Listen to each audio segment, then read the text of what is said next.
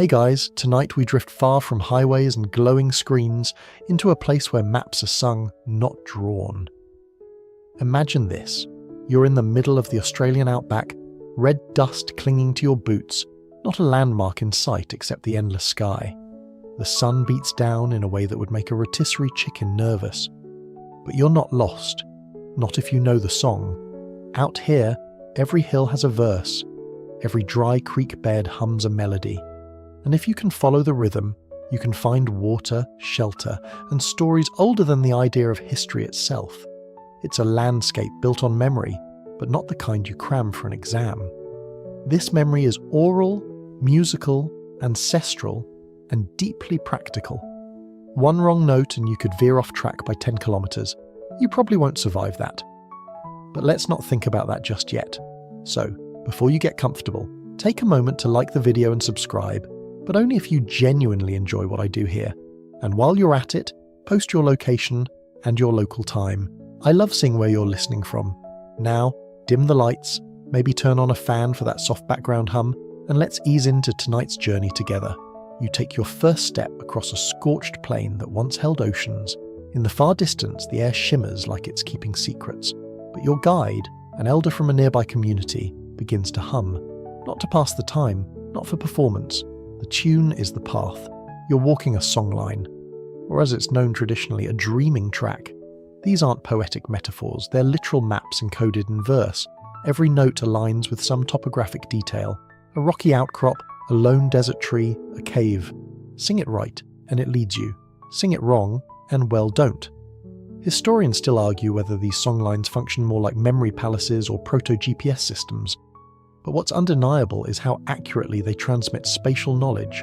Aboriginal Australians have been navigating the continent this way for tens of thousands of years, and it still works.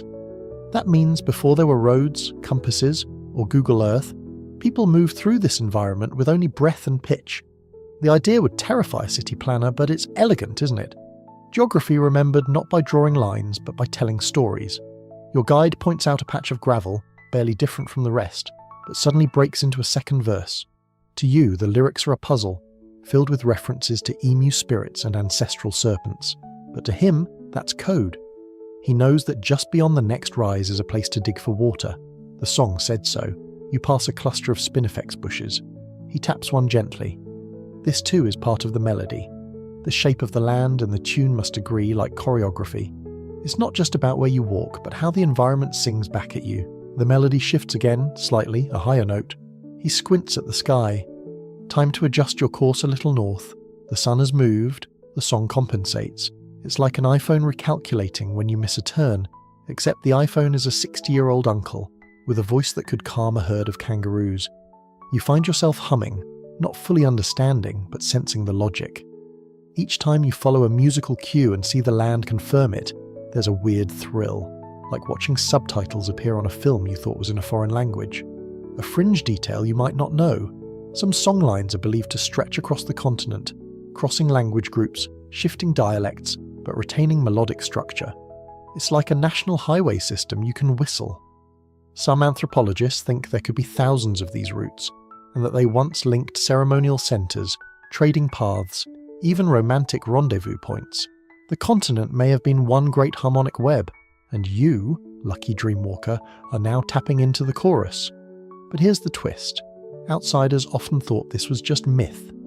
When British colonists arrived, they saw the chants and dances and figured they were quaint rituals, not navigational systems. They mapped the outback with compasses and brute force. Many got lost, some didn't make it. Maybe they should have learned the song. You reach a flat stretch where the earth seems quieter, less shaped. Your guide pauses. This part of the track has faded. The song is incomplete here, perhaps lost with a relative who passed on too soon. That's the fragile side of oral tradition. It vanishes with the last breath. And sometimes you can feel that silence as if the land itself has forgotten the words. Still, you hum. The guide sings gently, improvising, maybe hoping the earth will offer a memory. You think about your own hometown, how many landmarks you've memorized, how many routes you could walk blindfolded. This is that, but with fewer street signs and more ancestral spirits. And as the sun dips lower, Casting long shadows over red rock and scrubby plains, you start to get it. This isn't just survival, it's song as cartography, melody as memory, a history lesson your feet can follow. And you wonder, what would your neighbourhood sound like if you had to sing it into existence? The ground crunches underfoot as you walk on, the red dust now giving way to a mixture of gravel and pale clay. Each step feels more deliberate now, like the tempo of the journey has subtly shifted. Your guide's humming becomes steadier, more rooted. You notice how his pace matches the rhythm, each footfall a beat, each breath a measure. This is not just movement through space, it's performance, and you are part of it, even if you're mostly the background dancer trying not to trip. The melody draws your gaze to a jagged rock formation. It doesn't look like much, just a pile of stones bleached by the sun, but your guide touches one gently and nods. It's a marker, not built, not carved, just known. A line from the song mentioned the lizard's spine or something close to that, and here it is, rising from the earth like a verse made solid. You realise the land is an archive, and the song is the password. Historians still debate whether these memory techniques evolved out of pure necessity or spiritual practice, or both. What's clear is that Aboriginal knowledge systems don't separate geography from narrative. They don't treat a tree as a tree and a story as something else. The two are fused. That tree is a witness, a participant, a chapter. You crouch beside the stones and feel the heat radiating off them. They've been baking here longer than any city skyline has existed. Your guide starts another verse, this one lower and slower. It corresponds with a valley ahead, shaded, cooler, a place where the melody softens like a whispered secret.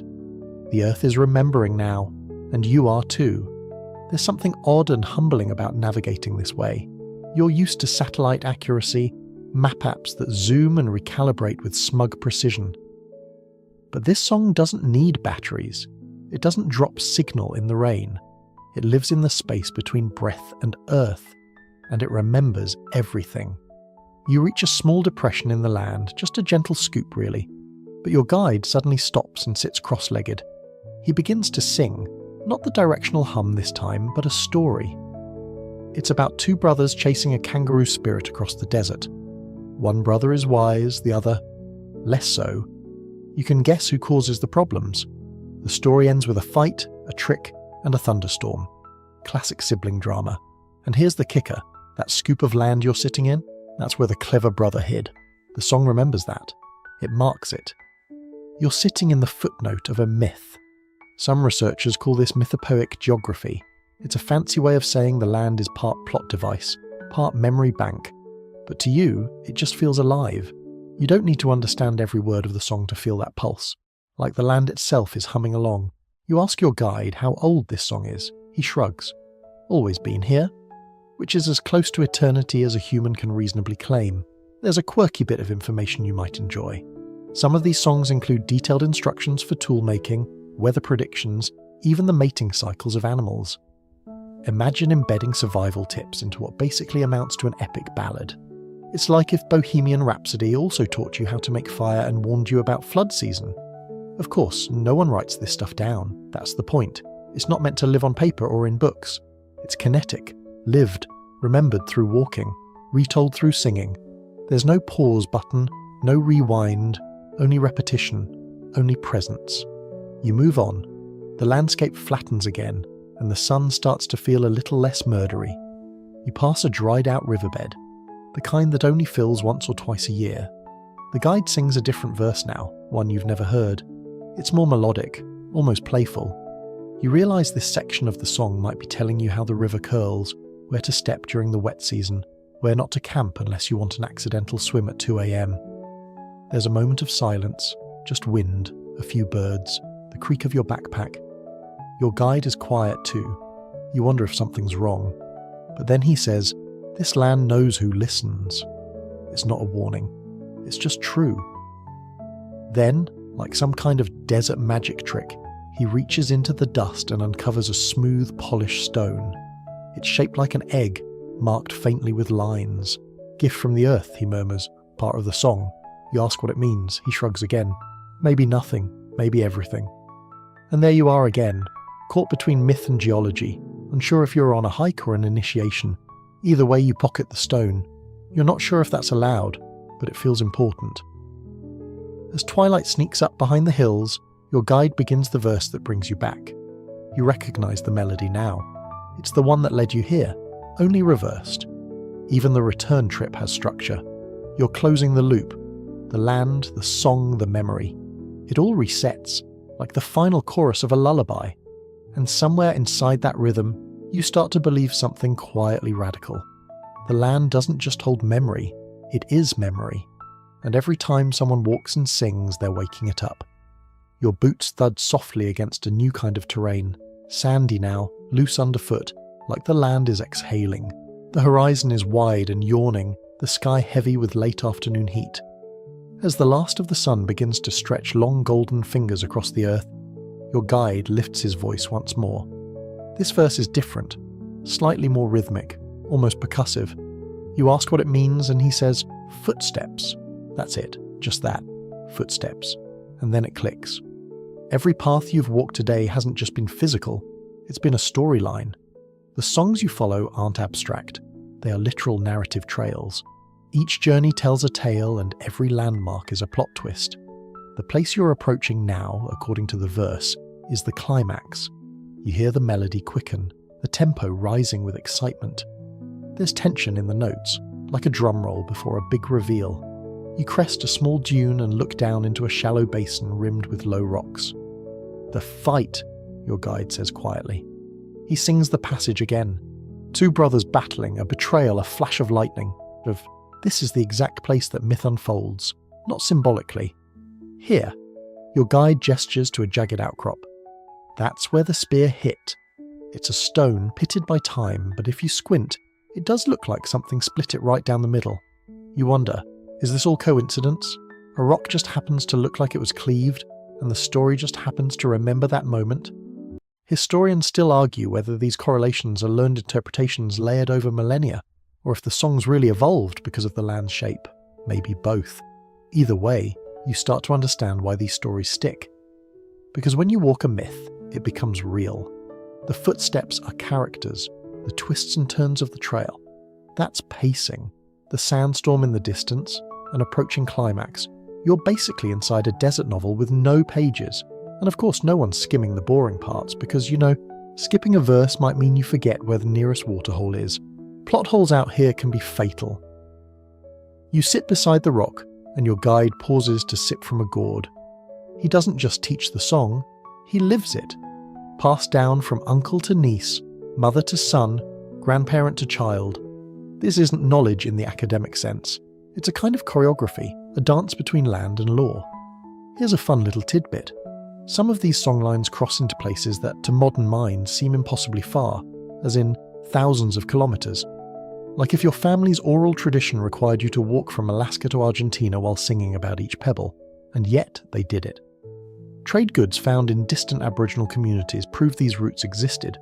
Ochre from one area shows up thousands of miles away, along with shells, tools, even stories. Some of those songlines intersect like crossing chapters in an epic fantasy series. Your guide might know one verse in exquisite detail, but another traveller knows a continuation hundreds of kilometres down track. The land then becomes a shared book.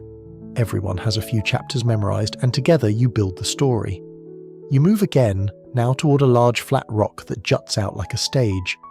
Your guide steps up onto it and begins to chant, not softly this time, but with volume and presence. You almost expect the sky to respond. Turns out this is a place of performance, a kind of natural amphitheatre, used for ceremonial storytelling. When you stand on this rock, your voice travels. The acoustics are uncanny. You try humming a note and hear it echo with a weird clarity. Ceremony rock, your guide says. Big stories here. People came from far. And you can see why. The stone is cool underfoot, smooth from years of use. The view is panoramic. You can spot distant formations from here, each one likely another verse in someone else's journey. There's something theatrical about the whole setup.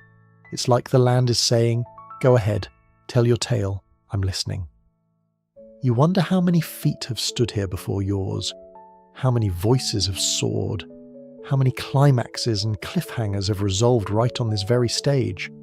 Suddenly the story feels less history and more community theatre meets survival manual. But that's the brilliance. These aren't dry recitations of facts. They're emotionally textured, full of conflict and humour, just like any great story. The difference is they're carved into soil and sky rather than print.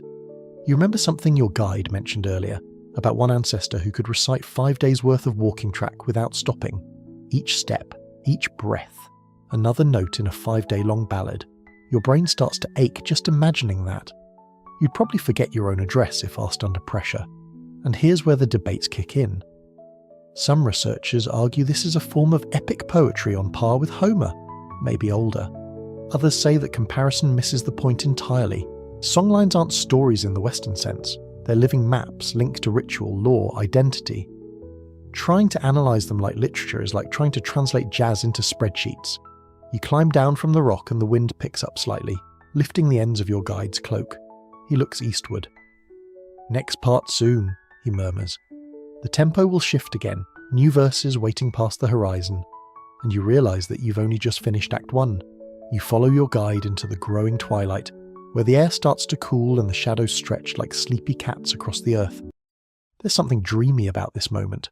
How the horizon seems to blur, how the rocks feel closer, more personal, as if the land itself is lowering its voice.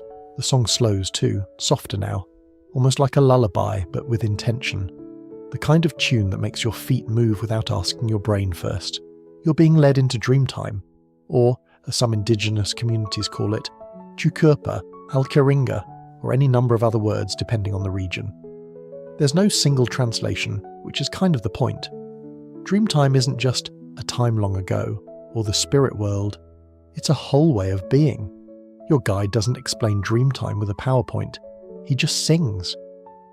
And as you walk, you feel yourself enter that mental slipstream where time gets stretchy and context melts. The sky shifts from bright ochre to muted indigo. Stars blink awake above you, more stars than you've probably seen in years, arranged in constellations older than any calendar. Somewhere in that sky, the emu, not made of stars but of darkness between the stars. Just think about that for a second, mapping a constellation by what's missing. It's the world's oldest example of negative space art, and frankly, it's kind of genius. Historians still argue whether Dreamtime should be considered a spiritual cosmology or a mnemonic system or an ecological science. The answer, as usual, is probably yes. In Dreamtime stories, ancestral beings travelled the land, shaping its contours, naming rivers, crafting mountains. They didn't just exist in myth, they are the geography. When a dreaming serpent slithered across the ground, its path became a watercourse. When two lovers were separated by jealous spirits, the hills that divided them still stand. You're not hearing fables, you're hearing geological memory, myths embedded in stone. It's hard to describe the feeling of walking through Dreamtime. Your guide doesn't say much anymore. His song carries most of the message.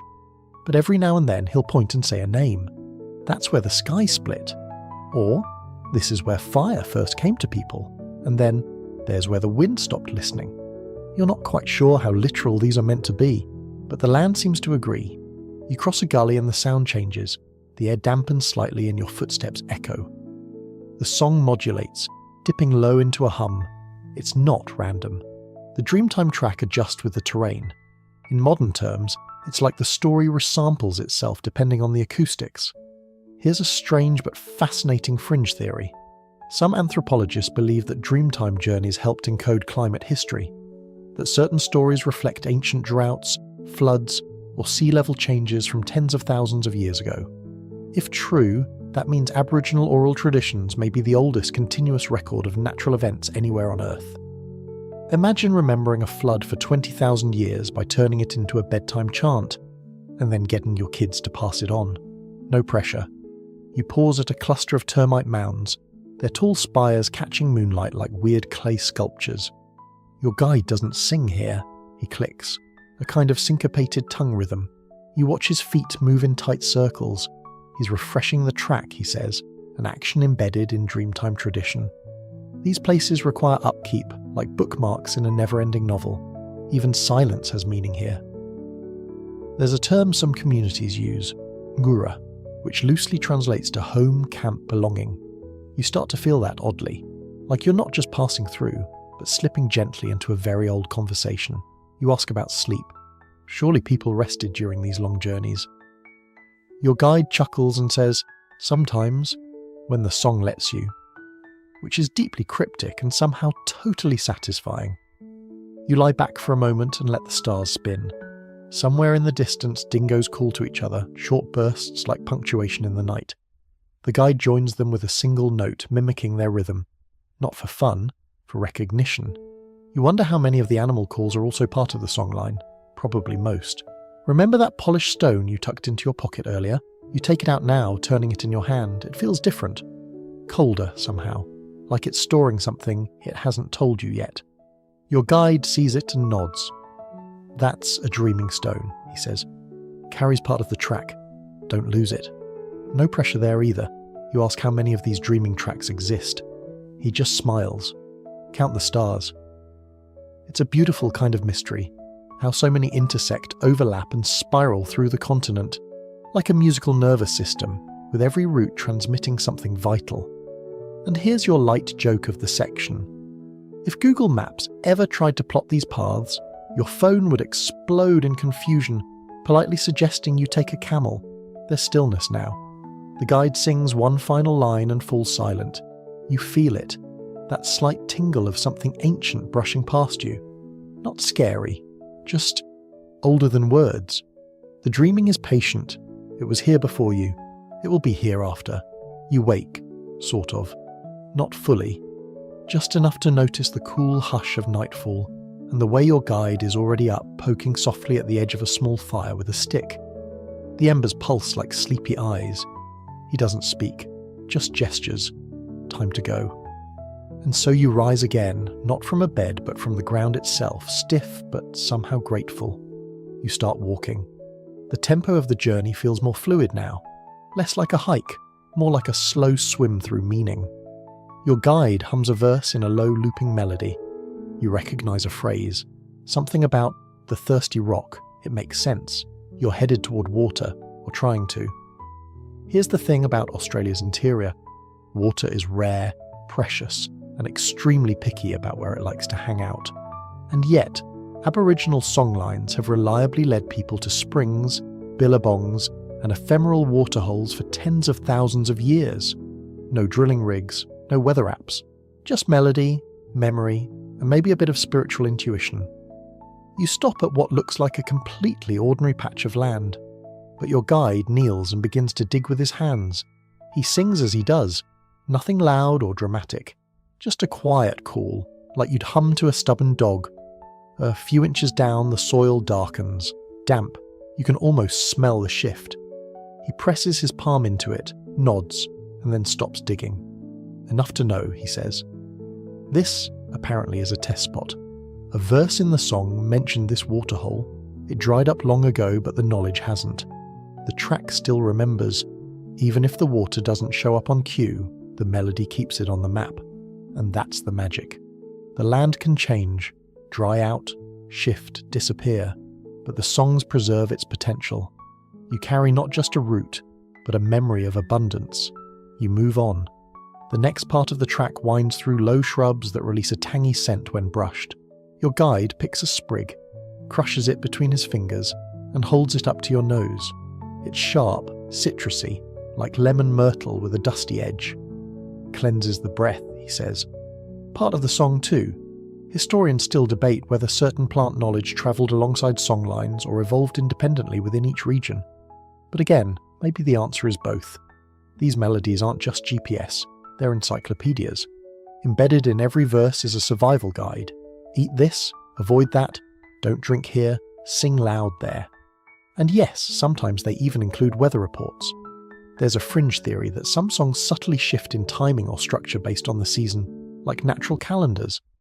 You hum one verse a little slower in winter, speed it up in the dry season, add a vocal dip when it's close to flood time. It's like remixing the same track 4 times a year to reflect the mood of the land. You reach a tree now, massive and wide, its bark peeling like old parchment. Your guide circles it and begins a new melody, one that rises at each quarter turn. This tree marks the wind, he says. You're not sure what that means, but you feel it anyway. The air shifts, the song shifts. You remember how the land uses landmarks like lyrics. Each feature a cue, a verse break, a key change. It's getting easier to read the landscape now, not just as terrain, but as composition. You see a cluster of rocks and wonder what note they would produce if sung. You start to imagine valleys as bass lines, hilltops as soprano notes. You're composing the earth with your feet.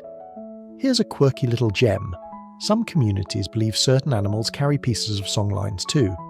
A kangaroo might follow a track not because of instinct, but because it remembers the same melody. The story goes that during Dreamtime, each species received its own root and tune, passed down generation to generation. So when you see a bird circling overhead or a snake slithering across your path, it's not just nature, it's another singer in the chorus. You come upon a clearing where the ground flattens into pale red dust. The moon is rising now, turning everything ghostly silver. Your guide stops and begins to walk the perimeter in a slow, looping circle, humming the same note over and over. You ask why. He says, calling the water. Whether it's literal or symbolic, you don't question it. Not anymore. The water doesn't rise, but the dust dampens slightly under your boots. That's enough. You rest again. Not because you're tired, but because the song does. This section ends here. The melody holds, suspended like a breath at the end of a verse. And it's funny. You used to think of navigation as a straight line, a goal. But out here it's a relationship, a negotiation. You listen, you respond, you remember. The land isn't something to conquer. It's something to duet with. The next morning is soft. Not quiet, there's always sound out here, but the kind of soft that settles behind your ribs. Birds start first. Little peeps and clicks that seem far too cheerful for how early it is. Your guide's already humming again, of course, stirring the morning coals with a stick-and-a-half smile like someone who knows breakfast and direction are both on the way. As you walk, the song changes. You notice a shift in tone. Something brighter, quicker, a change of verse, a change of pace. We're near her place, your guide says, my grandmother's. You glance around, expecting a hut, a house, maybe a campsite. But he means the land itself. The next part of the track is hers, inherited, remembered, repeated. And now he carries it forward. You hum along awkwardly. You still don't know most of the words, but the rhythm's gotten into your bones. You're beginning to understand how these songs are passed down, not just in sound, but in footwork, eye contact, pauses. You begin to realise this is Indigenous GPS, yes, but it's also family, an oral inheritance with sacred copyrights, no password sharing allowed. Historians still argue whether this qualifies as oral literature or ritual law. The thing is, it's both, and neither, and more. The tracks you walk now are as personal as a diary, but more communal than any group chat. Everyone has their part of the song, but no one owns the whole melody. You pass a low hill that barely earns the title. Your guide stops and presses a palm to the ground. This is where she sang me home, he says. You ask what that means, and he chuckles. When I was born, she sang me from this hill, sang me into breath. His voice doesn't crack when he says it, but yours might. There's a fringe belief in some regions that singing isn't just for memory or maps, it's also how souls are summoned into the world. You don't just arrive, you're called, by name, by place, by melody. Birth is part of the songline, so is death. When you leave, they sing you back into the land. No bureaucratic paperwork required. You walk on, and the path curves slightly. Not in a straight line, songlines rarely are. They follow the logic of the story, not the ruler. This section hums with domestic energy. The guide sings of cooking, weaving, laughter. You pass a tree with markings, small grooves where someone once sharpened a tool. Her place, he repeats. She sang this stretch like a kitchen. The verse is cosy, warm. You half expect to smell soup. And then suddenly the tempo halts. A single note hangs in the air. You've come to a junction, a literal fork in the trail. Two dusty paths diverge at a lone termite mound. It's not marked, no signage, just the shift in melody. Your guide sings a short phrase, 4 notes, no more, then gestures left. You ask what would happen if he sang the other way instead. He looks at you, half grinning. Then we'd end up in the neighbour's story, and they'd want to know why. Apparently, skipping verses isn't just poor etiquette, it's trespassing. There's a whole system of territorial knowledge built into the music. Each group maintains, shares, or guards different tracks. Some portions are restricted, sung only by elders, or only during specific ceremonies. Others are communal, but either way, singing outside your lane is like hacking into someone else's emotional hard drive.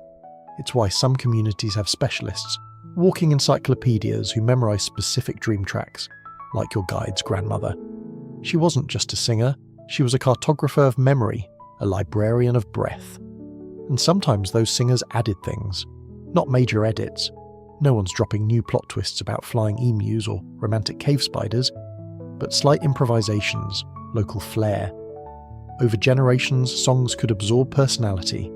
A guide in the West might end a verse with a laugh.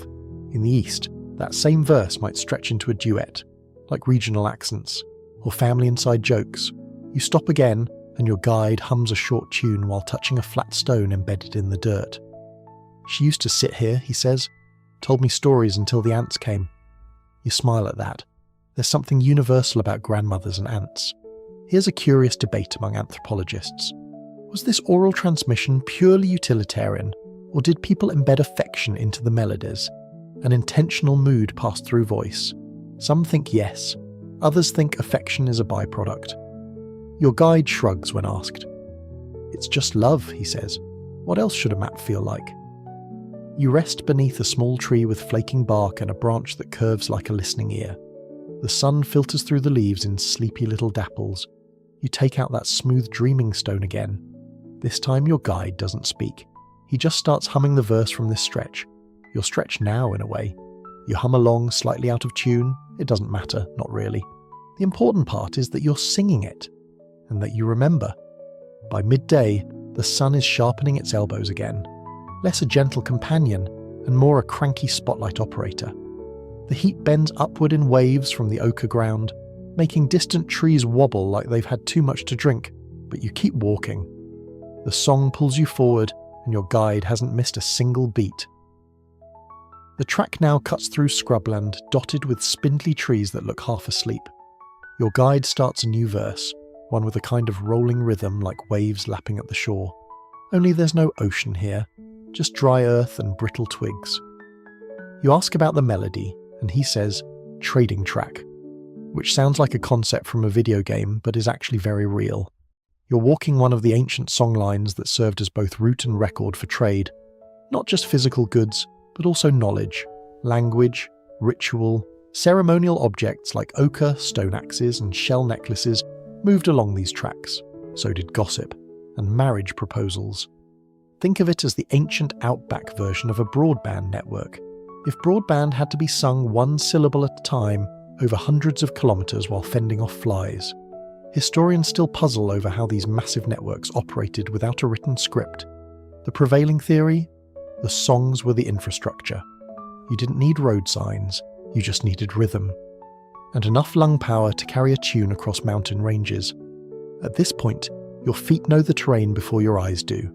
The rise and fall of the land matches the peaks and dips of the song. A high note predicts a slope. A lingering syllable hints at a watercourse. You could almost walk blindfolded. Almost. Not recommended. Your guide stops suddenly beside a rock wall that juts up like an ancient billboard. It's faintly streaked with red and yellow pigments. Messages, he says, from long time ago. The rock face is a canvas of markings, dots, lines, handprints. Some seem abstract. Others resemble animal tracks or tool shapes. Part of the song, he adds, you walk, you sing, then you see this. Now, you know where you are. You get it now. These images weren't art for art's sake. They were confirmation screens like, you've reached checkpoint 6, please hum responsibly. Some researchers refer to these visual cues as part of a multi-sensory map. Sound, sight, smell, even the crunch of gravel underfoot, all woven together. Modern GPS wishes it had this many inputs. You touch one of the handprints, it's tiny, a child's. Maybe someone learning the verse for the first time, leaving their mark. You hope they remembered it well. Your guide moves on, singing a phrase that dips suddenly into a minor key. You ask why, and he says, this part's tricky. Turns out the track splits briefly here. One route leads safely to a freshwater spring. The other? Not so much. The song tells you how to choose. One misplaced tone could mean the difference between hydration and heat stroke. You step carefully now, letting the melody guide your footfalls. There's a moment where you almost veer right, tempted by an easier slope, but the song draws you left. A half-second of hesitation, and your guide hums the correction without a word, like spell check, but melodic. Here's a curious fringe theory. Some elders believe songlines are connected not just through land, but through a kind of spiritual resonance. That if you sing one part correctly, somewhere far away, the land vibrates in recognition, like you're pinging an ancient server made of stone and story. It's unprovable, but strangely plausible out here. You descend into a shallow ravine, and the heat eases just slightly. A breeze stirs the dust like lazy applause. Your guide sings a brighter verse now. This part is safe, abundant, a place of rest. You find the spring tucked beneath overhanging rock, a still pool ringed by moss and smooth stone. You hadn't noticed it until you heard the final phrase. That's how well the song hides its treasure. You drink. It tastes like stone and sunlight, the kind of flavour that makes bottled water feel ridiculous. Your guide sits and hums softly while you cool your feet. He tells you this track once stretched all the way to the coast, hundreds of kilometres away. Back then, travellers might pass through here trading not just goods but stories, singing in fragments, sometimes not even in the same language, but the melody would carry the meaning. The debate among scholars is whether the roots followed the song or the song followed the roots. A few say it doesn't matter. The important thing is that both arrived. You rest against the cool rock and think about that. You think about how, for millennia, humans didn't need paper or pencils or satellite data. They just needed to walk, to sing, to remember. And somewhere out there, maybe 1,000 kilometres away, another traveller might be humming the same verse right now, following the same landmarks, pausing at the same spring, the melody echoing across time, like a conversation between feet and sky. You leave the spring behind with your skin a little cooler, your pack a little lighter, and your mind surprisingly alert for someone who just drank from what looked like a mossy puddle. The track curves upward again, weaving through scrub and low stones, and as you climb, the melody shifts once more. This time, the song isn't about water or trade or caution. It's lyrical, sweeping, almost playful. Your guide begins to gesture toward tree trunks, rock faces, the bends in a distant ridge. The trees are singing, he says with a smile, and you're about 78% sure he's not being poetic. He points to a gum tree, tall and pale like a ghost sunbathing. This one holds the chorus, he says. You sing this part here, not there. You look around. There's no sign, no paint, no obvious difference. But to him, the tree is a cue, an auditory signpost rooted in bark and branch. You remember walking past similar trees earlier, and you wonder how many verses you've already skipped without knowing. Probably enough to warrant an awkward apology to the landscape. The thing is, the song doesn't work in isolation. It's not something you belt out on a stage while the land watches passively. The land responds. It's an orchestra of cues, the shape of a branch, the echo off stone, the rustle of wind through grass. Historians still argue whether these environmental triggers are deliberate memory anchors or symbolic decorations. But your guide seems sure. They're functional. Trees don't just exist along the track. They participate. And then comes a real twist. You enter a clearing dotted with small termite mounds and a ring of odd stones. Your guide's hum slows to a halt. Listen, he says, holding a hand up. You wait. There's wind, sure. Bird song. The low rhythmic rustle of your own breathing. But then beneath that, a vibration. Faint, like someone's throat singing beneath the earth. This place hums, your guide says. Always has. Some communities believe certain spots along the track naturally resonate. Geologists call them acoustic hotspots, often due to specific rock formations or underground cavities. But to many elders, they're sacred, places where the songline sings back. You're standing in one now, unsure whether to hum or hold your breath, so you do both. Your guide begins a slow chant. It's low and wide, like a river spilling sideways. The sound wraps around you, not from his voice, but from everywhere. The trees seem to lean in. The termites stop whatever complicated government they're running. Even your dreaming stone in your pocket feels heavier. There's a quirky tradition in some regions. Singers will place their ear to the ground at these spots and tune in, like finding the right radio station on a very old dial. Your guide demonstrates. You follow. The earth smells of dust and heat and, oddly, rain, even though the sky's clear. You can't hear a melody, not exactly, but something's vibrating, like the land is dreaming in bass notes. He says this part of the track is old, even older than the rest, passed through generations in low, careful tones. Only certain people were allowed to sing it. Not because it's dangerous, he says, but because it's tired. You sit for a moment, letting that settle in. A song that's tired. That's something you didn't expect. But it makes sense. If stories are living things, then they can age too. Some verses need to rest. Others need to be remembered just once in a while, like dusting a family photo. You leave the clearing without singing. Your guide simply nods. Respect paid, nothing taken. Further along, the song lifts again. A melody this time that matches the sweeping view ahead. A ridge overlooking low plains dotted with saltbush and the occasional kangaroo. The track here is wide, the tune confident. This is the part where we remember names, he says. Turns out the land doesn't just remember landmarks, it remembers people. Names are woven into verses, ancestors, travellers, even the occasional prankster who got lost chasing a lizard. Your guide sings a name, then another. My mother's cousin, that was his hill. Then, after a pause, he sang too fast, got turned around. He laughs gently, not unkindly. It's common, apparently, for parts of a songline to serve as eulogies. Not sombre dirges, but gentle nods to those who walked before. You wonder if your name will ever be hummed along a trail like this. You kind of hope so, maybe at the funny bit with the twisted tree and the ants. Your guide pauses at a tree scarred with an old notch. He camped here once, he says, sang loud enough the animals stopped moving. You touch the tree. The bark is dry but cool. It's not just a tree anymore, it's a songline memory node, and that's when you realise nothing here is just what it looks like. The world has layers, and you're finally hearing the second track. You don't just follow the song, you start to feel followed by it, like the melody trails behind you now, whispering your steps back into the soil. You've been walking for what feels like hours, though the sun is only just beginning to lean west. Time has lost its edge. The heat presses down, but not in an unfriendly way, more like a weighted blanket with a grudge. Still, the rhythm carries you. The song has you.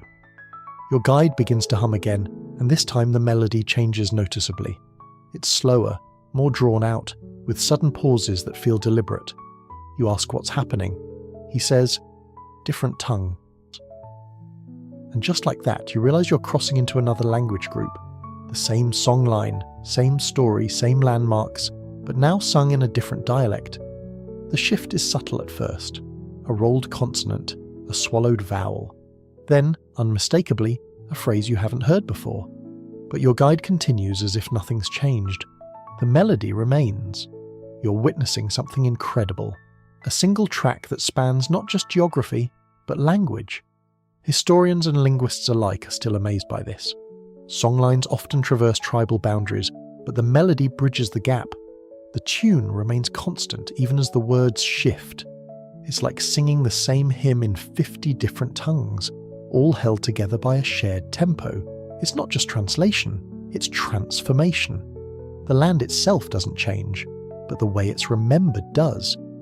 You wonder how many dialects this one song has carried. 5? 50? 100? No one knows, and maybe that's the point. The melody continues. Your guide sings softly now, clearly honouring the language of this part of the track.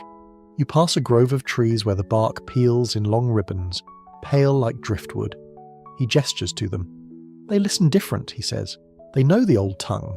You nod, because of course they do. At this point you'd believe the rocks could recite poetry if given the right key. You reach a gentle rise and the air grows dry and still. Your guide steps carefully now. Each note becomes shorter, more clipped. You ask why. This country watches closely, he replies. You try to hum along, but you feel clumsy, as if you're intruding on a conversation that isn't quite yours. There's a scholarly debate about how songlines adapt to multiple tongues. Some believe melody acts as a scaffolding, unchanging, universal, onto which local words are layered. Others argue the songs evolve musically too, bending to the phonetic rules of the region. Either way, It's a feat of oral engineering that would make any linguist weep into their IPA charts. Here's a quirky detail. Some parts of a songline are only ever sung by certain genders. Others are tied to age or status. Your guide is careful now, skipping a few notes, humming in place of singing. Not mine to tell, he explains.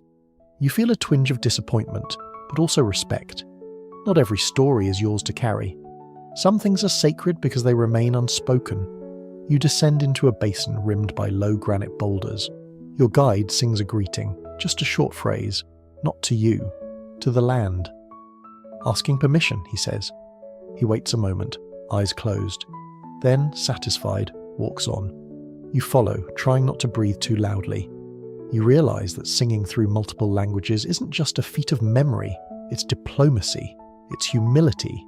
Every shift in dialect is a bow to the people who care for that stretch of earth. The song doesn't just use the land, it thanks it. You ask if there are ever disagreements between groups over a track, conflicts about the lyrics or ownership. Your guide considers it. Sometimes. But the melody keeps the peace. A poetic way of saying the structure of the songline smooths those borders. If the tune fits the land it belongs, arguments rarely outlast the dust. You stop beside a shallow creek bed, dry now, but its rocks polished from years of running water. Listen here, your guide says, and you do. At first, nothing. Then, a faint melody. Not from him. It's the wind moving through the rocks in a kind of tonal murmur. It almost sounds like the same rhythm he's been humming all day. You look at him. He grins. Told you. Land sings too. There's a fringe belief, dismissed by some, deeply respected by others, that songlines are not made up by people, but discovered. That the land sings first and humans merely echo. The melody is already there, baked into the stone and slope and riverbed. You just have to hear it. You sit for a moment in that dry creek, letting the sound surround you. You hum, carefully now, mimicking what the wind offers. Your guide doesn't correct you, he just listens. When you finish, he nods. Close enough. The sun drops lower. The sky shifts to peach and violet, a watercolour you'd be tempted to frame. You walk again, the trail softer now, cushioned by fallen leaves and time, and behind you, the song hums along. Not loud, not showy, just constant, just right. Evening folds over you slowly like a heavy blanket warmed by a long day of dust and footsteps. The temperature dips just enough to remind you that desert doesn't mean heat all the time, it means extremes. And as the shadows deepen, the songline you're following doesn't end. It just changes costume. Your guide's voice grows lower, softer. There's a new reverence to the melody, something intimate. You notice the cadence is slower now, not because you're tired, though you are, but because the next part of the track demands more attention. This is inheritance, your guide says. You don't just walk it, you receive it. You're entering a stretch of land passed down through family lines for generations, possibly tens of thousands of years. In some communities, songlines are tied to totems, kinship groups, and even birthrights. They're not public property, they're legacies. If your bloodline connects to a track, you have not only the right, but the responsibility to sing it, walk it, and protect it. You ask how one learns a song so old. Your guide chuckles. You hear it, again and again, until your bones start humming it on their own. He tells you that children are introduced to their family's songlines from the moment they can walk, sometimes earlier. At first, they hear simplified versions, just key verses, easy melodies. As they grow, more is layered in. Details, rituals, corrections. By the time they reach adolescence, they know their portion of the track as instinctively as breathing. Historians still argue whether this oral training should be seen as education in the Western sense. Some say it's a form of early apprenticeship, others call it cultural immersion, but your guide just calls it life. Same way you know your parents' phone numbers, only louder. You crest a small ridge and pause at a circle of stones, carefully laid out, their placement clearly not random. My grandfather's spot, he says. This is where he told me the names. You listen as he recites them, one after another, with a slight rhythmic sway. Each name fits neatly into the beat. Not just family members, but ancestors, creatures, and even moments. That's a curious tradition you hadn't heard yet. In some parts of the continent, time is personified. Events themselves are treated like relatives. The first fire might be referred to like a great aunt. The long rain could be remembered like a mischievous cousin. Inheritance, then, isn't just people, it's experience. Your guide crouches by the stones and places his hand flat on one. When he passed, "I walked this part alone. I got the song wrong the first time," he smiles softly. "Then I sang it again, and it came back." There's something heavy and beautiful about that. Getting the song wrong, then getting it right. Like grief itself has a rhythm, and the melody forgives you for stumbling. You ask if anyone ever refuses to inherit a track. If someone decides, "Nah, I'll pass on the cosmic navigation gig," he shrugs. Sometimes, but the land waits. It always remembers who should sing. And then comes something unexpected. He begins to teach you a verse, just a short one, a simple melody. He sings it slowly, letting the shape of the words land in your throat before you even speak. The syllables feel strange, but they settle quickly, like seeds dropped into soft soil. You repeat it, not perfectly, but close. He nods. That one's safe. Anyone can sing it. It welcomes people. It's an honor, sure, but also a practical gift. If you ever find yourself lost out here, that verse might bring help. Some songlines include built-in distress signals, call and response melodies that tell others you're nearby, or in trouble, or just respectfully passing through. There's a quirky belief in certain areas that land itself responds to these songs, not metaphorically, literally. Sing the right verse, and a tree might drop fruit, a spring might fill, a path might clear. Skeptical scientists have tried to test this with varying levels of success and a lot of confusion. But tonight, you believe it. As the stars come out, dozens at first, then hundreds, then galaxies, you sit with your guide in the open. No fire needed now, the earth is warm, the sky luminous. He begins to sing a longer verse, one you don't recognize at all. It's full of strange intervals, sharp syllables, and long silences between lines. "What's this one?" you ask, barely whispering. He leans in. "This is the one we sing when we're thinking of tomorrow." It's a forward-facing melody, not a memory, but a hope. You listen, you hum, you inherit, if only for a moment. And as you lie back, letting the song wash over you, you start to wonder, maybe inheritance isn't just about bloodlines and tradition. Maybe it's about attention, care, repetition, the decision to carry something forward when you could have let it fade. The songline stretches ahead. You don't know all the words, but you're starting to understand the language. The next morning you're moving slower, not from fatigue, though your legs are politely filing complaints, but from the weight of what you've been absorbing. The song has settled into your bones now.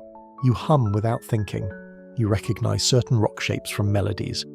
You can even anticipate a tempo shift just before the land curves. Your guide grins. You're starting to remember what you haven't learned yet. You smile back, but then he holds up a hand. His face goes still. "We're near a boundary," he says. "Someone else's track begins here." You stop. The melody changes again, still part of the same overarching journey, but this stretch belongs to someone else.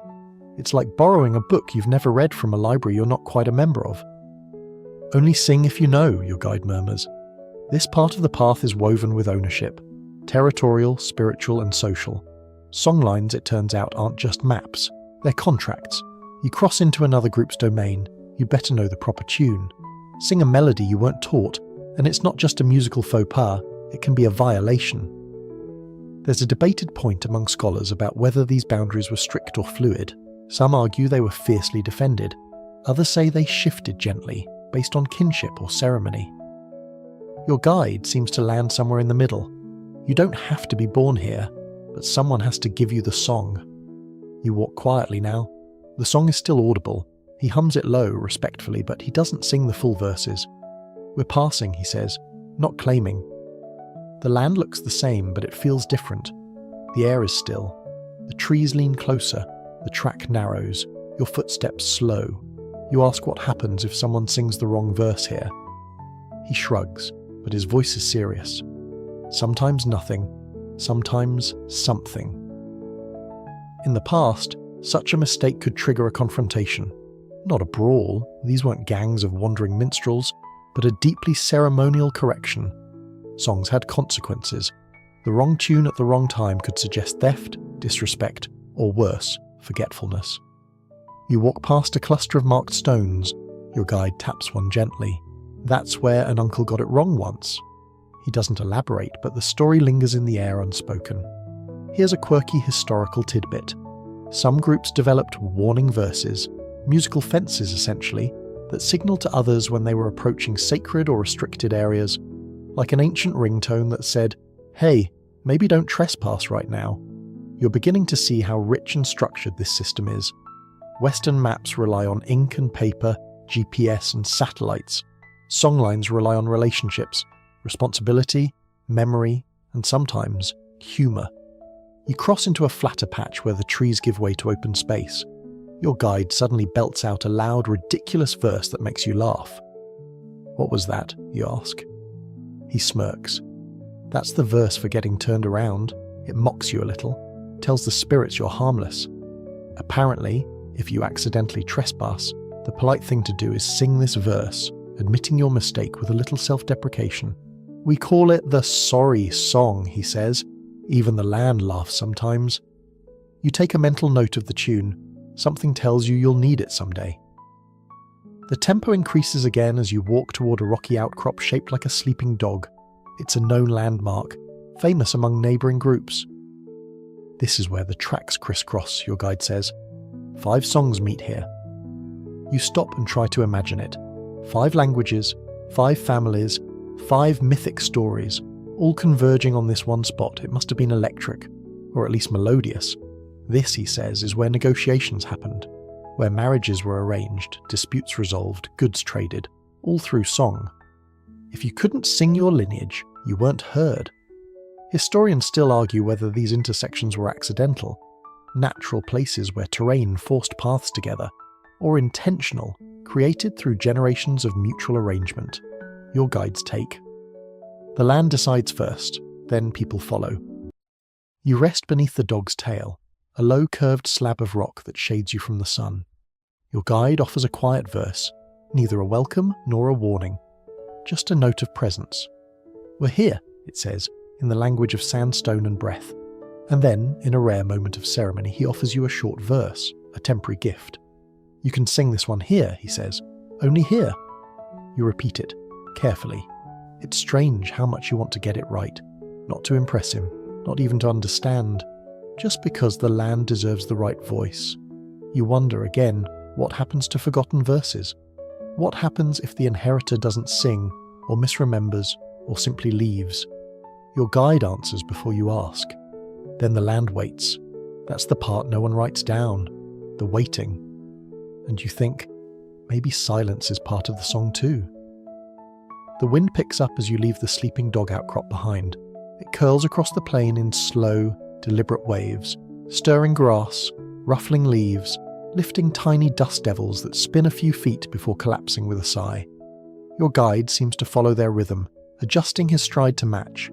You've long since stopped trying to lead. The land leads, the song confirms. As the wind dies down, he stops beside a low rock ledge, one that's been catching your eye for a while. Something about its curve, its surface, smooth in places, ridged in others. At first you thought it was just a nice spot for a break. Then you see them. Dots, lines, swirls. Faint, but there. Pigments clinging to stone like faded whispers. He doesn't say anything, just waits for you to notice. Dot painting, you say softly, recognizing the style from museums and books. But this feels different. Not displayed, not explained. Just placed. Part of the song, he nods, a verse you see. It takes a moment to understand. You've been hearing the track, feeling it in footsteps and tone, but here the songline has been translated into colour, form, geometry. Not randomly, precisely. Every dot, a sound. Every swirl, a path, he says, touching the edge of a concentric circle with his finger. See this? He traces a line connecting that circle to another. Waterhole, track, shelter. In the song, this is where the old woman met the goanna. You stare at it differently now. The circles aren't symbols, they're events. The dots are footsteps. The U-shaped marks, sitting figures. Or maybe spirits. Or maybe both. Historians still debate whether dot paintings function as literal maps or symbolic storytelling. Some insist they're strictly ceremonial. Others say they're navigational tools disguised in abstraction. Your guide, he just grins. Depends who's looking. You ask why they don't make them more obvious, like drawing a tree where there's a tree, a hill where there's a hill. Too easy, he laughs. Besides, the land already drew the tree, we don't need to repeat it. It's a clever point. The art isn't meant to recreate the world, it's meant to remind you of the story that lives beneath it. And there's a deeper layer too, one you wouldn't catch if you weren't paying attention. Many of these paintings were intentionally encoded. Outsiders weren't always welcome to read the full meaning. Certain sacred verses were hidden behind patterns, colours, and layers of dots. The songline was there, but cloaked. It's kind of like writing your diary in cursive, upside down in lemon juice, for 10,000 years. You sit in front of the rock face, trying to follow the flow. Your guide hums a slow rhythm, and sure enough, your eyes begin to track certain sections. The painted line leads from a central shape to a forked dot pattern. You hum too, just under your breath. And oddly, you start to feel the path shift beneath your gaze. It's not optical illusion, it's recognition, like seeing the dance steps in a song you've heard all your life without realizing. Here's a delightful tidbit. In some regions, the same painting might mean entirely different things depending on the song that accompanies it. Change the melody, change the map. The dot work acts like a visual chord chart reinterpreted by context. You wonder how many meanings are tucked into a single spiral. You trace a path from one shape to another and ask, "What's this part?" He tilts his head. "That's the part where you fell asleep standing up," you laugh. "Really?" "No," he grins. "But now it is." Apparently stories get updated too. He dusts his hands and stands. You ask if all songlines have painted versions. "No, some stay in voice, some go into the sand, some get danced, some stay here," he says, tapping his temple. And suddenly, the dot painting becomes even more magical. Not because it's ancient, but because it's selected. Someone, once, decided this verse needed to be drawn. Not to decorate, not to document, but to connect. You take a photo instinctively. He watches without judgment. "You can take it with you," he says, "but don't think that means you have it." Fair. You walk on, and he begins the next verse, his tone brighter now. The land is less guarded here. Wider, open, a new energy. "You've sung your way through pictures," he says. "Next you'll learn to walk through silence." You nod, not fully understanding. But already the dot work echoes behind your eyes, its shapes humming quietly with every step. Silence isn't quite what you expect. You think of it as absence, of noise, of voice, of signal. But out here, silence is something else entirely. It's dense, intentional, the kind of quiet that doesn't just settle around you, it presses gently. As if the air is leaning in, waiting for you to make the first move. Your guide doesn't sing. He walks, and you follow. There's no spoken instruction, no soft hum to cue your pace. Just the rustle of dry grass against your boots, the groan of a branch in the wind, the almost imperceptible crunch of gravel beneath every step. The silence feels like a held breath, spacious, reverent. "This track's broken," he finally says, nodding to the ridge ahead. You stop. Not because the terrain is impassable, it looks walkable enough, but because his tone carries weight. "Song's missing," he explains quietly, that this stretch of the songline was lost when its last singer passed. There was no one else who remembered the full verse. The knowledge faded, not instantly, but gradually, like a candle flickering low, then vanishing. It happens, not often, but enough. Historians still argue whether oral traditions like these can truly die. Some say the structure of oral knowledge ensures redundancy, someone always remembers. Others say colonization, displacement, and generational gaps have left voids too deep to fill. This broken verse seems to suggest the latter. What's eerie isn't the absence of words, it's the presence of everything else. The land is still here, the rocks are still shaped just so. The trees still grow in clusters that clearly meant something. The song is missing, but its stage remains. You feel like you've wandered into a movie scene without a script. The cues are all around you, but the dialogue's been redacted. He kneels in the dust and draws a line with his finger. We think it used to curve this way, but no one knows what came next. Some communities try to reconstruct these broken verses. They gather fragments, consult elders, cross-reference neighbouring songlines, but others leave them alone. If it's meant to come back, he says, the land will remind someone. You ask what's lost when a verse disappears. He looks up. The directions, the stories, the jokes. He smirks. Maybe even a good recipe. It's not flippant. It's grief dressed in familiarity. You move slowly now through a landscape that feels like it's watching you with quiet expectation. It wants to be remembered. Or maybe just heard again. You pass a cracked waterhole, empty now, but perfectly formed. Used to be a verse about a turtle here, your guide says. Now we only know the part where he gets to the water, not what he does after. You both laugh quietly. A cliffhanger, several thousand years long. Here's a strange, beautiful fringe idea. Some believe forgotten verses live in dreams, that those who are meant to remember will hear them again while sleeping, wake up humming, and suddenly know a path they've never walked.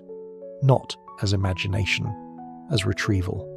There's a recorded story of one elder who claimed to dream a lost verse, and then followed it, alone, for 3 days. Every landmark matched, every turn was confirmed. He sang the track home. No one's sure whether it was memory, miracle, or some third thing no academic vocabulary has managed to name. You step lightly now. Each sound you make feels like a possible trespass. Not against people, but against silence itself. This isn't the kind of quiet you fill, it's the kind you honour. You ask if the song will ever return. He shrugs. Maybe it already has. Maybe it's waiting for the right voice. You glance around, half expecting a melody to rise from the rocks, a shape in the dust to nudge your ear. But nothing sings.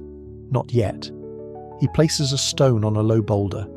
Not ceremonially, just gently, like leaving a note. You do the same. This is how we mark the missing verses, he says. Not to claim, just to say we remember there was something. There's a word some communities use for this kind of pause in knowledge, something between mourning and patience.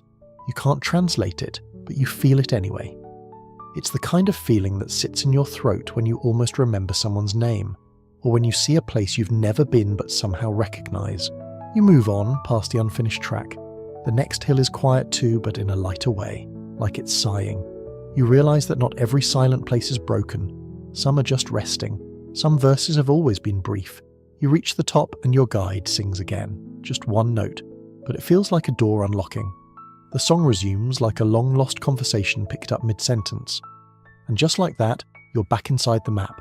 Not everything has to be remembered all at once. Some things come back when the time is right. Some songs wait. The melody returns gradually like a shy animal peeking out after a storm. It doesn't rush. It doesn't announce itself.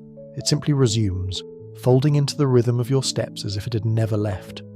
You descend from the quiet hill, the ground turning redder again, denser. The grass is sparse now. The air feels warmer, not from the sun but from something else. Memory maybe, or tension. Your guide hums a familiar phrase, but this time there's weight behind it. The kind of weight that makes you straighten your spine a little, not out of fear, but respect. This part changed, he says, not like the others.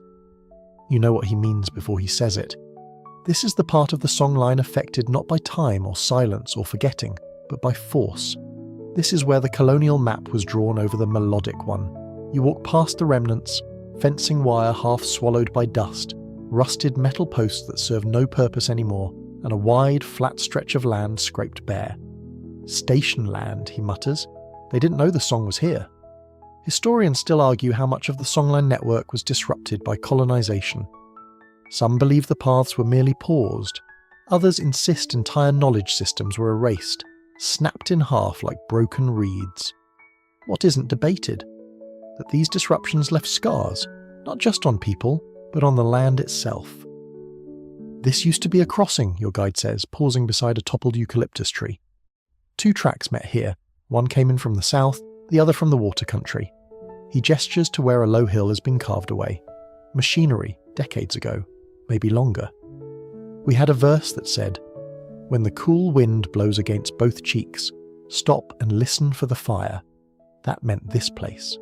You feel for the wind. There's a whisper of it, only on one cheek. The other track is gone, or buried. You walk in silence again, but this time it's a silence that buzzes, the way cities buzz when you mute them. This land remembers the interruption. The old song is there, but it's covered by static. And here comes a strange, almost unbelievable detail. Some Indigenous communities have mapped these interruptions into their songs. They don't erase them, they add them. A verse will skip, stumble, change tone, intentionally, so that future singers know where something was lost. We don't pretend it didn't happen, your guide says. We mark the place where it did. There's one part of the song that actually mimics the sound of bulldozers. Deep vocalizations, staccato rhythms, even breathy growls. That's how we teach the kids what it felt like, he says, so they understand what the song had to survive. You pass an old cattle trough, rusted, half sunken into the ground. Grass has grown around it in a perfect circle, like it's being reclaimed one root at a time. The song will grow back too, he says quietly. Not always the same, but enough. And maybe that's the strange grace of oral traditions.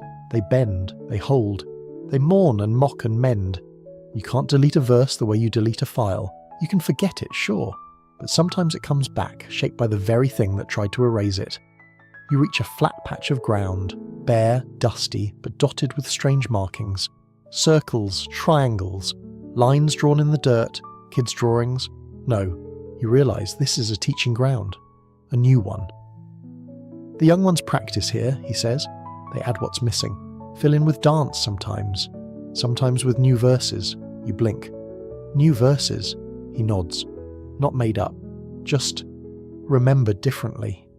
And that's when it hits you. The songlines aren't fixed tracks like roads. They're not static blueprints etched in sacred permanence. They breathe. They adapt. One elder reportedly once said, "The song knows more than the singer. We just follow." And now you get it. The melody isn't trapped in the past. It's evolving. It's adjusting for new terrain, new voices, even new pain. It doesn't forget the damage, but it refuses to stop singing. Here's a quirky little irony.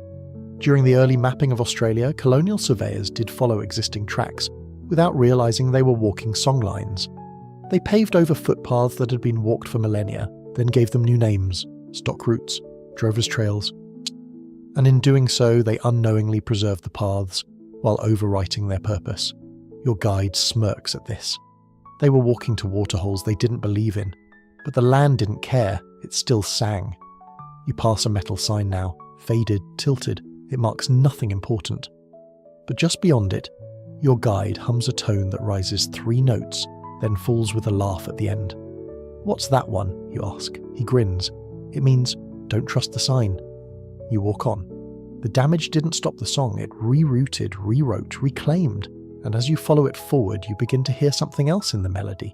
Not just memory, but resistance. Soft, persistent, unbroken. The land beneath your feet looks like any other patch of scrub and dust, but your guide walks it with purpose, as if following lines only he can see. The song has grown quieter again, not absent like before, but hushed, like someone whispering during a sacred ceremony. "We're under buildings now," he says, "but the track's still here." You blink. There's nothing but dirt and scattered rocks. Buildings? He nods toward a distant horizon where the shimmer of asphalt breaks the earth. A gas station, a few houses. Nothing impressive, but there it is. Suburbia creeping inward. "This part used to run clear from here to the big red hill," he says. "Now it dips under roads, shops, car parks." You try to imagine a melody threading through the underside of parking lots. It's easier than you'd expect. "There's a verse about this," he says, humming a short phrase that rises, dips, then goes flat for an unusually long time. "That flat part," he adds, "that's the silence under the concrete." Here's a historical wrinkle. When cities expanded across Indigenous land, many songlines didn't vanish. They just went underground. Not metaphorically, literally. The melody continued, even if the earth had been paved over. Singers would skip the buried stretch or hum softly, acknowledging what lay beneath. Anthropologists once assumed these verses were symbolic, eulogies for lost country. But community elders insisted, no, we're just walking above it now. As if the melody had become subterranean, quietly reverberating beneath tyres and shoes and shopping carts. You step over a set of tyre tracks and your guide chuckles. That one drove across the old campfire, not angrily, just amused, as if the land's too old to hold grudges. You reach a place where the songline curves awkwardly around a gravel service road. The rhythm stutters slightly. They diverted a creek here, he explains, moved the water, but the song didn't move. That creates a tension. The song still leads people to where water should be, but now there's just concrete piping and a manhole cover. You wonder how people navigate that. Your guide answers without prompting. We teach both versions now, the old path and the new. We say once here, now there, both truths.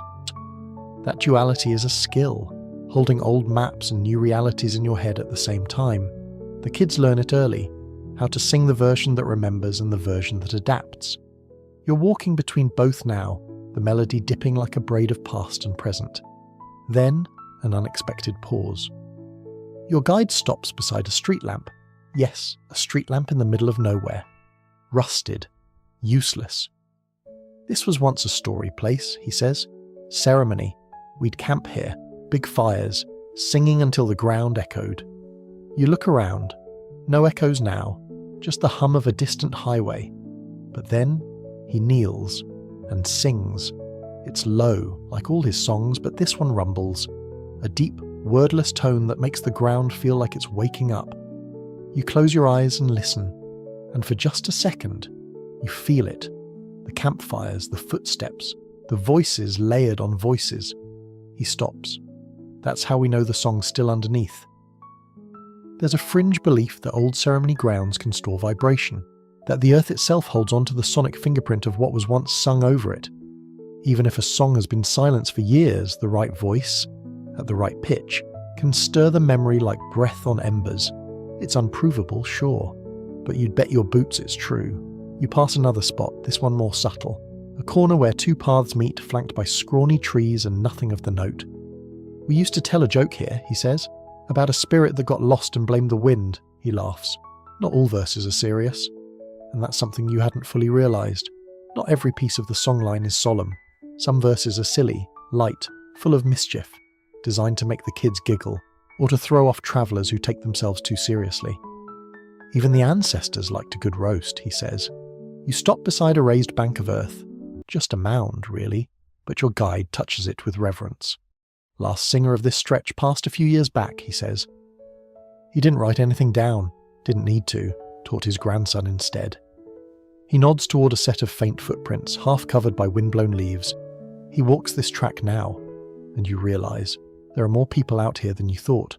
Not visible, but present, walking, humming, remembering. You step onto a patch of ground that feels different underfoot, firmer, more compact. Your guide looks at you. You're walking over the old fire ring, he says, still warm if you listen. You pause, and in the silence you think you hear it. Not a sound, a feeling, like memory, curling up from beneath the soles of your feet.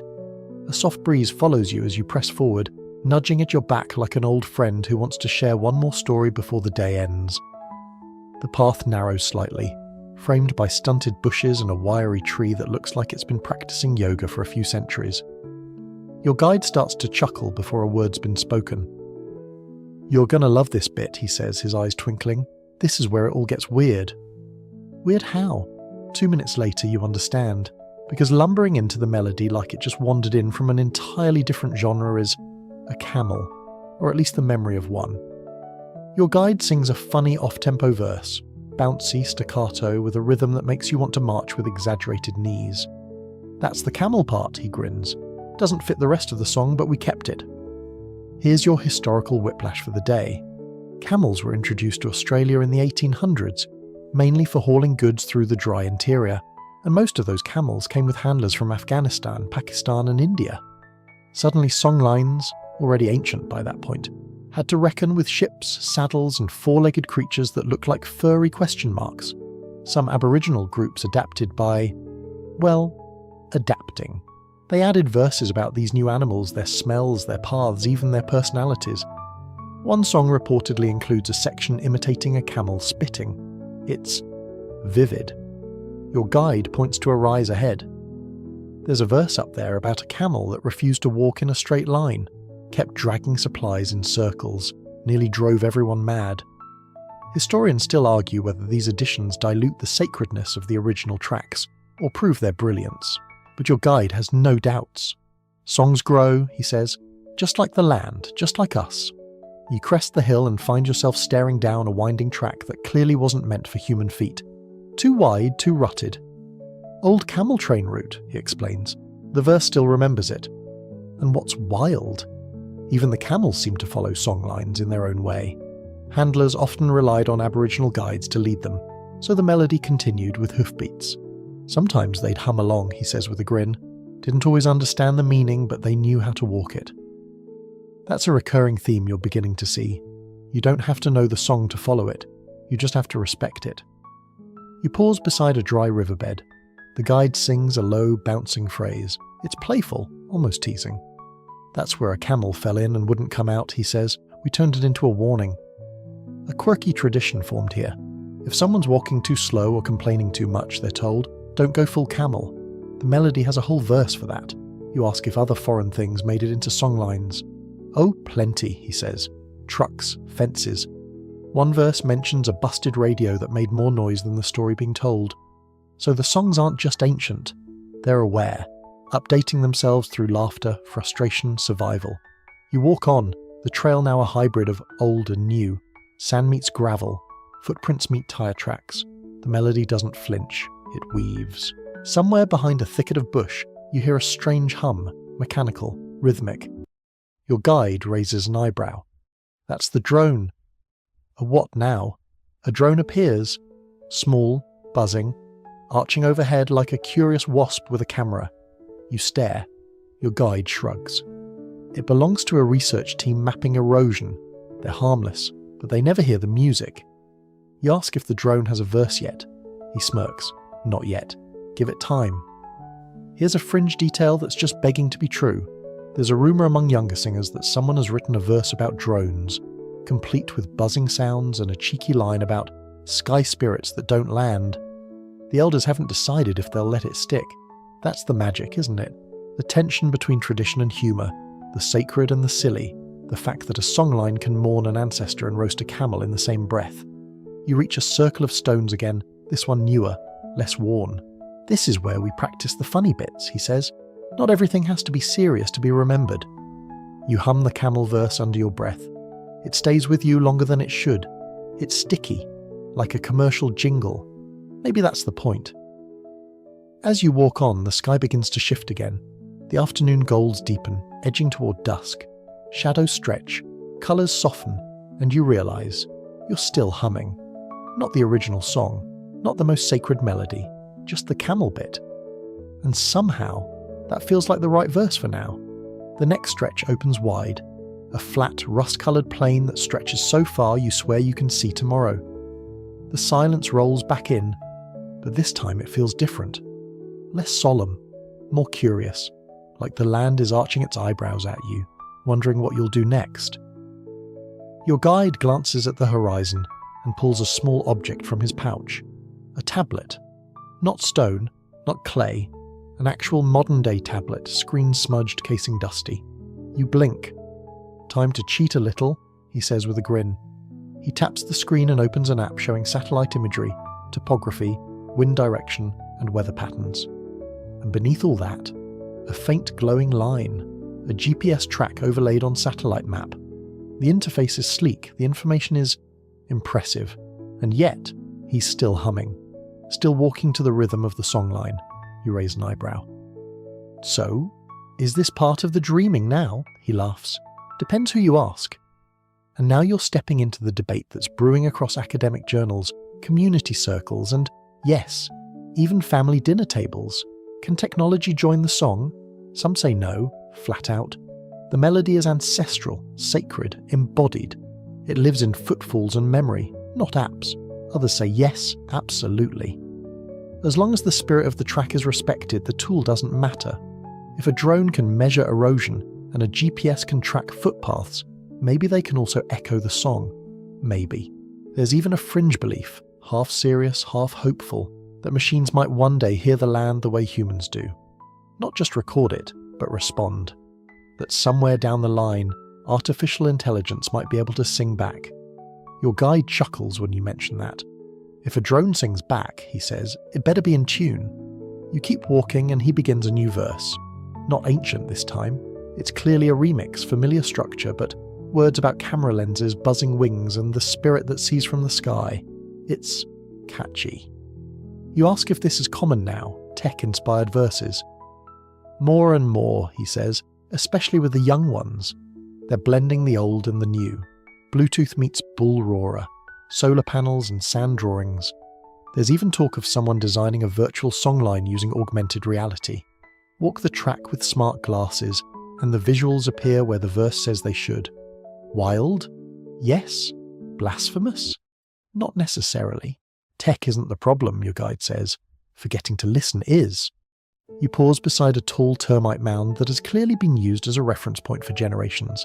It even has carvings, new ones, small etchings, almost QR code-like. You scan one with your phone, up pops a short video of an elder singing the associated verse. He's standing right where you are now, singing to the same mound. It's surreal, and kind of perfect. You look around. Are there cameras watching you? Not likely. This tech is participatory, not surveillance. It was uploaded by the community, not imposed on them. Still, it makes you wonder. What happens when songlines go digital? Your guide answers before you ask. That's the risk. If you store it instead of walk it, you lose the heartbeat. In other words, the map isn't the memory. The file isn't the feeling. You can't download Dreamtime. You have to move through it. Still, it's not all worry and warnings. He tells you about a recent project where local kids used drones to film key landmarks, then edited their footage into music videos, rap and beatboxing set to traditional verse. They called it track hop. And apparently, it slaps. You reach another ridge. The view is incredible. Distant hills ripple like a paused ocean. And somewhere out there, another guide is probably walking, humming, syncing satellite pings with age-old syllables. Here's a funny side note. Some elders joke that birds invented drones first. Kites with memory cards, they say. Magpies have been known to follow songlines too, sometimes mimicking the call and response nature of verses. So maybe technology isn't all that new after all. You take out your phone to photograph the landscape, but you hesitate. Your guide nods. Go on, just hum while you do it. You do. It feels right. Like you're giving the land something back in exchange for the image. A little trade, memory for memory. The songline keeps going. You walk beside it, sometimes humming, sometimes listening, sometimes checking the GPS out of habit. The glowing line matches your guide's footsteps almost perfectly. Almost. But every now and then, the screen tells you to go left while he veers right. You follow him. Always him. Because technology can assist, but only the song can lead. The next section feels like an arena, not because of the landscape, which is wide and windswept and stubbornly empty, but because something's coming. The melody sharpens slightly, not tense exactly, but alert, like a drum roll made of dust and footfall. Your guide adjusts his pace, slower, more deliberate. Then he says, "This part has rules." You nod. Of course it does.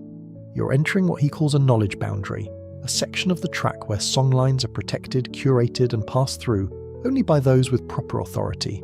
Not by law, but by law. This stretch, elders' territory. And if you thought the debate between ancient memory and modern tech was spirited before, welcome to the real showdown. Elders versus algorithms, he mutters with a half grin. Pull up a chair. You laugh, but there's truth under the joke. Some of the older generation view digital mapping, recordings, apps, and augmented visuals with deep suspicion. Not because they don't understand them, but because they do. They've seen what happens when something sacred becomes data. When songs are taken out of context, stripped of pacing, gesture, breath. They've seen what happens when a melody becomes a downloadable file, copied without permission, flattened into screens and servers. This part of the song, your guide says, belongs to them. You ask if you're allowed to walk it. He nods. I've been given clearance, temporary, but no humming here, not unless you've been initiated into it. You stay quiet. It's not an oppressive silence, it's ceremonial. The kind of quiet that holds space for memory that isn't yours. You can feel the difference. The land here is old everywhere, but this part feels watched. like the rocks are remembering you in real time. You pass a small sheltering rock face shaded by the only gum tree for kilometres. Carvings mark the surface, deep ones, not decorative, directional, coded. Your guide nods toward them. That shorthand. Only elders can read the full story. You glance at them, lines and dots, angled grooves, almost musical notations. You try to trace one with your eyes, but it stops abruptly. Half a story, half a melody. And that's how this part of the track is designed. Not to tell you everything, but to remind you that you don't need to know everything to walk respectfully. Somewhere along this stretch, your guide tells you, sits a waterhole that hasn't been shown on any modern map. Not Google, not satellite, not surveyor's drone. Why? Because no algorithm should know where ceremony begins. Historians have mixed feelings about this. Some researchers advocate for fully digitising all known songlines to preserve them. Others, especially Indigenous scholars, argue that storing sacred tracks in open databases risks theft, simplification, or even desecration. It's the tension between protection and exposure. Your guide stops near a rock basin filled with rainwater. You almost reach out. Almost. But he says, this one watches back, so you leave it be. Here's a strange, beautiful fringe theory that's been floating around lately. Some elders believe algorithms are the new apprentices, that the tech isn't evil, it's just young. It doesn't know what it's holding yet. But maybe one day, with guidance, it could learn. That's hopeful, you say. He shrugs. It's necessary. You walk on. The track loops slightly, curving back toward older parts of the country. He tells you this is a deliberate design. Songlines often fold over themselves, not just for orientation, but for repetition. The land wants you to review. The melody wants to be remembered again. And then you spot something strange, a QR code, etched into a flat stone. Not painted, carved. What? He laughs. That's one of the experiments. It links to a video of the elder who sang this path last year. You scan it. Yes, you still have signal, and there he is. A man in his 80s, bare feet on the stone, humming the first few bars of a verse you've never heard. The background is this exact place. Same tree, same shadows. It's surreal and oddly moving. That's him owning the tech, your guide says, not the other way around. This is the emerging compromise. Digital tools used with permission, directed by community, shaped by voice. Not a replacement for walking, just a shadow track for those who cannot. Further along, he points to a small wooden post with solar panels. Sensor, tracks rainfall. Elders approved it because it helps manage when people come here. You ask if the data is open. Nope. Private server, family held. The song says when to share it. And there it is again. Songlines as sovereignty. Not just about direction, but about control. Access isn't granted by download. It's earned through relationship. You leave the elder zone slowly. Your guide begins to hum again, softly, respectfully. The tune resumes with a familiar rise and fall, and you realise something simple and stunning. Modern tech can support the songline, but only if it learns to follow, not overwrite, not dissect, follow. You walk now with more awareness, not just of the melody, but of its layers. The way the songline holds memory, instruction, humour, grief. The way it can absorb a camel, dodge a bulldozer, and politely side-eye a satellite. But now the tune brightens. Your guide's voice rises in pitch. Nothing loud, just lighter. There's rhythm in his step, almost a bounce. You notice the landscape has changed too. The earth is looser, the shrubs greener, the light feels younger. Kids track, he says. You blink. Like a shortcut? He laughs. No, like a school. This part of the songline is for the next generation. You start to see it. A cleared circle of sand, swept recently. A patch of flat rock with faint chalk drawings still clinging to its surface. A boomerang propped neatly against a tree trunk. We bring them here to learn their first verses, he explains. Not all of it, just the shape. You imagine children circling this spot, following their aunties and uncles, learning the pitch and cadence of verses older than their family names. No notebooks, no handouts, just voice, dust, laughter, and repetition. Historians sometimes call these places knowledge nurseries. Others use cultural classrooms. But your guide just calls it growing the song forward. He starts to sing again, but now he uses words you haven't heard before. nonsense syllables, light-hearted metaphors, almost like a lullaby wrapped in a scavenger hunt. He grins when he finishes. That's the jelly bean version. Doesn't make full sense yet, but it sticks in the brain. There's a fringe tradition in some areas. Children are given playful, simplified songlines that slowly expand over the years. Each return to the track peels back a new verse, a new truth. Like unlocking levels in a game, except the prize is deeper memory. You spot movement ahead. A group of children, 5, maybe 6, led by an older woman and a teenage boy. They're walking in a wide arc, clapping sticks together and giggling between lines of song. You and your guide step aside, not out of secrecy but courtesy. This is their moment. He hums quietly as they pass. The elder nods to him. The boy hums back, a phrase that's almost identical to yours but tilted slightly, like a mirror reflecting sunrise instead of sunset. You look at your guide. Was that my verse? He shrugs. Maybe it's his now. It strikes you. Songlines are not frozen. They're fluid, but not in a chaotic way. More like a river that knows exactly where it's been and where it's going, but still allows each swimmer to leave a ripple. The teenagers, your guide tells you, are the remixers. They're adding hip-hop rhythms, beatboxing, drone footage, GoPro videos. We let them, he says. We guide the bass melody, but the verses, they're breathing. You ask if anyone worries about losing the original. He smiles. The land doesn't forget. The elders keep the bass track. The rest can grow. And then he tells you something you weren't expecting. We want the kids to remix it, because it means they're listening. It's true. If they weren't invested, they'd walk away. But they're not. They're painting songs onto skateboards, layering them into digital animations, rapping verses over trap beats. You hear one now, faint, playful, high energy. Emu ran fast, left me in the sun, I tripped on the track, now the verse is done. It's goofy. It's a callback. It's a real verse, just dressed in sneakers instead of ochre. There's a phrase in one community. To walk forward, sing backward. It means to move ahead with full awareness of what came before. These kids are doing exactly that, honouring the melody by making it theirs. Your guide pulls out his phone again, not for the GPS this time, but to show you a video.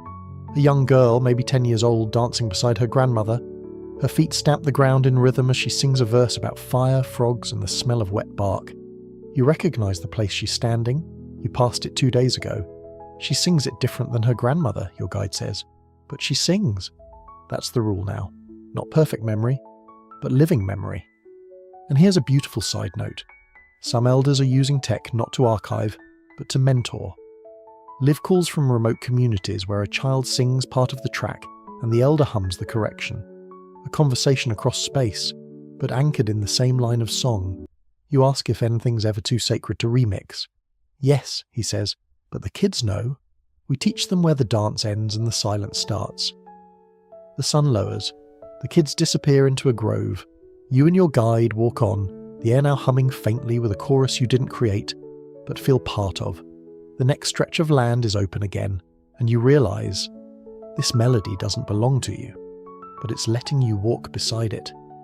And maybe that's the greatest honour of all. The sky's beginning to melt. That's the only way to describe it. The way the pale blue bleeds into soft amber, the amber into blush, the blush into something almost lavender. You're nearing the end of your journey, though the path itself, you're told, goes on much farther. It loops, your guide says. Some songlines never end, just fold back into themselves. You ask if that means the dreaming is circular. He shrugs. It's not a shape, it's a rhythm. And there it is again, the melody, still with you, maybe in you now. The humming you once mimicked awkwardly has become instinctive. You're no expert, not even close, but your feet now expect the rise and fall. Your breath mirrors the pauses. You're moving like a verse. You crest a low hill, no grand finale, no mountain peak, just a soft mound of earth. But your guide stops and gestures for silence.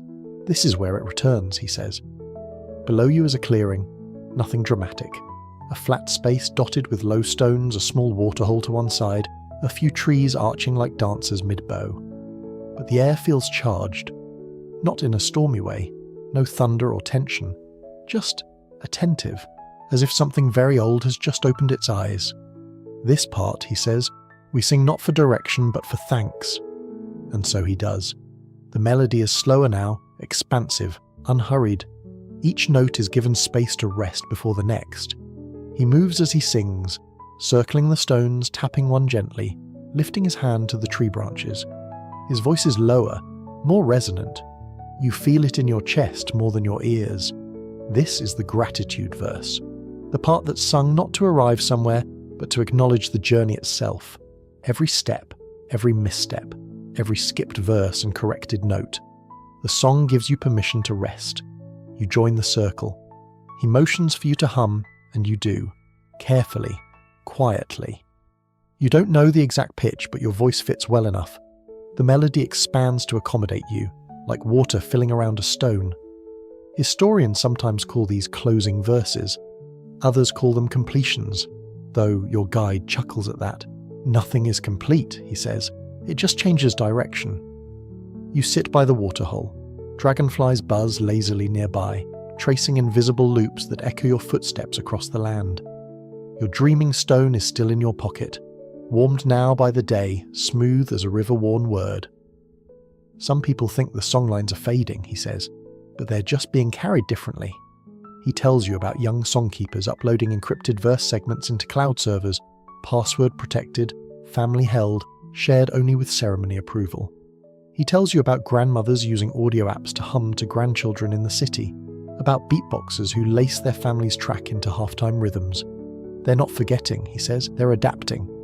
And then, after a long pause, just like you. You look at him, surprised. Me? He nods. You walked it. You listened. That's part of it now. You feel humbled and slightly unworthy, but mostly grateful, not for being taught, but for being included. Will I ever be able to walk it alone? No one walks it alone, he says gently, even when you're by yourself. The wind shifts, dusk folds in. You stay a little longer beside the stones, watching the light change and the shadows soften. You don't speak. The song does that now. And slowly, softly, the day ends. Now, you let the last of the light dissolve into sky. Your breath slows, your shoulders drop. The heat of the journey fades from your skin, replaced by the gentle cool of twilight. There's no need to move anymore. The land is still. The song has curled into a soft hum inside you, steady, quiet, and full. You close your eyes. The track is still there, of course. Beneath you, around you, inside you. Every footstep, every syllable, every pause remembered, not by effort, not by force, but by presence. You were here, you heard, you walked gently. That's enough. The melody, so full of detail and rhythm and direction, now eases into something wider, like breath, like tide. It doesn't need to instruct anymore. It just holds. You hear your guide's voice, just once more, faint and distant now, like a lullaby from another room. No words, just tone. A note that rises and drifts like mist. It asks nothing. It offers everything. The night deepens. Stars blink into view, shy at first, then bold. You lie down in the darkened grass, the air around you cool and slow. The wind hums through the trees with a rhythm older than language. You don't need to remember the entire song, just the feeling of being sung to. The earth breathes with you. The song hums with you, and slowly, softly, you rest, you rest, you rest, you rest, you rest, you rest, you rest, you rest, you rest, you rest, you rest.